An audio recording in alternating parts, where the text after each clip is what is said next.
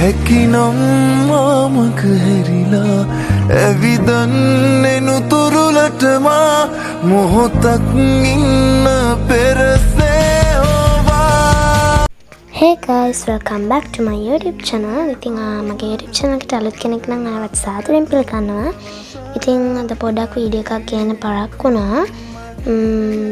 එක හේතු ගොඩක් මත කොහොම හරි මම වල බ්ලොග් එකක් ගමන අපි ගමේ ගියා. ඉතින් මේ ගමේ කට්ටිය ගොඩාක් එකතු කරගෙන අපි මේ යන්නේ කතරගම. එහෙනම් ඉතින් අපිත් එක දිගටම එකතු වෙලා ඉන්න මේ ව්ලොග් එක ගොඩක් ලස්සන ව්ලොග් එකක්. එහෙනම් ඉතින් යමු ව්ලොග් එකට.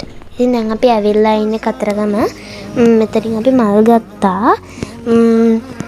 because මල් ඔනේ සුදු පාට මල් මේක තමයි මම ගත්තේ.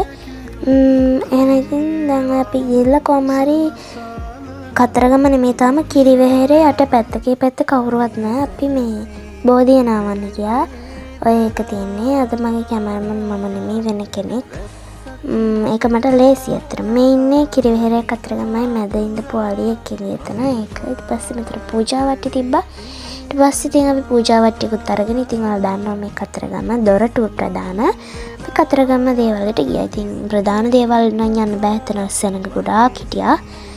ගොඩාක් පොලිමත් තිබ්බා. ඉතින් අපි මෙන්න මේ දේවාලයට තමයි ආවේ. ඊට පස්සේ තියෙන දේවාලෙට මොකද අනිත් එකට අපිට යන වෙලාව මදි වුණා. ඊට පස්සේ පළතුරු වට්ටිය ආයෙත් අපිට දුන්නා. ඊට පස්සේ මෙතන තමයි පොල් ගහන්නේ තියෙන්නේ.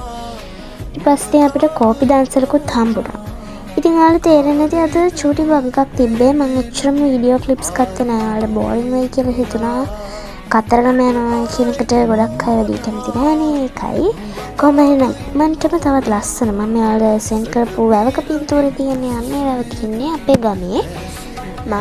අපි හැමෝම එකතු වෙලා ඒක නාන්න ගියා. ඒකේ මම චූටි වග් එකක් කරා. මම ඉක්මනටම ඔයාලට අරන් එන්න. එහෙනම් මම කරන් එනකන් සතුටින් පරිස්සමින් ඉන්න. එහෙනම් අදට ගිහින් එන්නම්. අපි ලයික් කරලා සබ්ස්ක්‍රයිබ් කරලා අපිත් එක්ක ටිකටම එකතු වෙලා ඉන්න. ඔයාලට මේ වීඩියෝ එක ගැන හිතච්ච දේවල් කමෙන්ට් කරන්නත් අමතක කරන්න එපා. එහෙනම් අදට යනවා. බයි බයි.